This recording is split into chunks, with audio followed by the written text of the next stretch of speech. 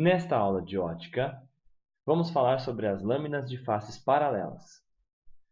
Uma lâmina de face paralela nada mais é do que dois dióptros planos e paralelos associados. Nós temos aqui um meio A, um meio B, que é como se fosse essa lâmina, e o outro meio A. Essa lâmina tem suas faces paralelas, por isso que é assim chamada. Quando a luz incidir, ela vai sofrer o fenômeno da refração. Normalmente, o meio B ele tem um índice de refração maior do que o índice de refração do meio A. Muito comum aparecer aqui ar e aqui um vidro, por exemplo. Quando a luz incidir, ela vai sofrer dois desvios, passando de um meio menos refringente para um meio mais refringente, se aproximando da normal. E depois, quando ela voltar para o meio A, ela passa do meio mais refringente para o menos refringente, se afastando da reta normal. Vamos analisar esse fenômeno olhando com um pouco mais de cuidado, utilizando a lei de Snell.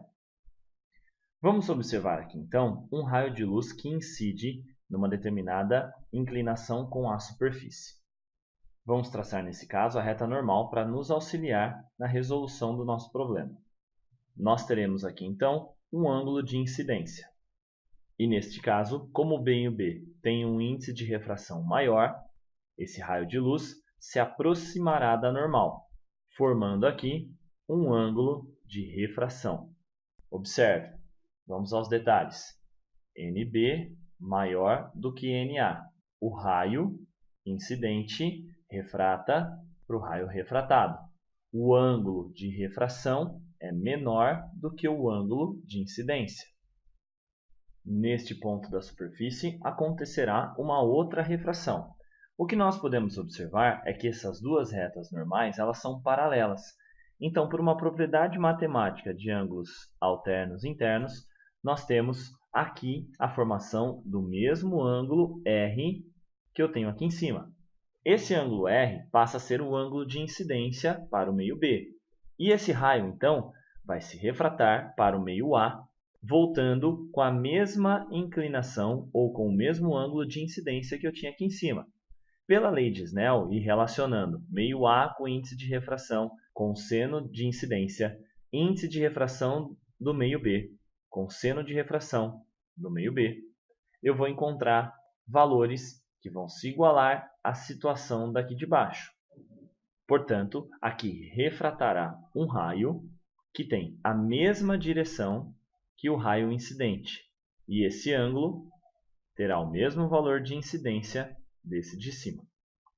Observe nessa situação que o raio de incidência ele sofreu um desvio. Caso não houvesse essa lâmina de face paralela, esse raio incidente ele não estaria nessa direção, e sim nessa. Nós podemos, nesta parte da teoria, desenvolver a forma de calcular essa distância, que nós chamaremos de desvio, ou, como pode aparecer em alguns materiais, deslocamento. Esse desvio ou deslocamento é dado por E é a espessura da lâmina, vezes seno de I menos R. O que significa isso?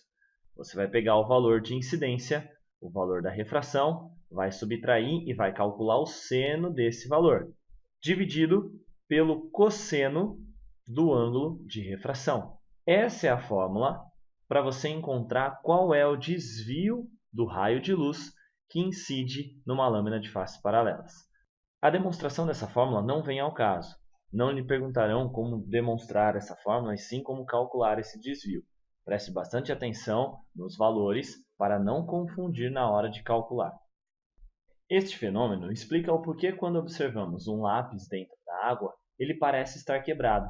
Na verdade, aqui nós temos vários princípios sendo observados, da refração, dióptro plano, também lâminas de faces paralelas. Observe que a luz que chega para os seus olhos te dá a impressão do lápis estar quebrado, quando na verdade ele está inteiro, e isso só acontece pelos três meios envolvidos: ar, vidro e água.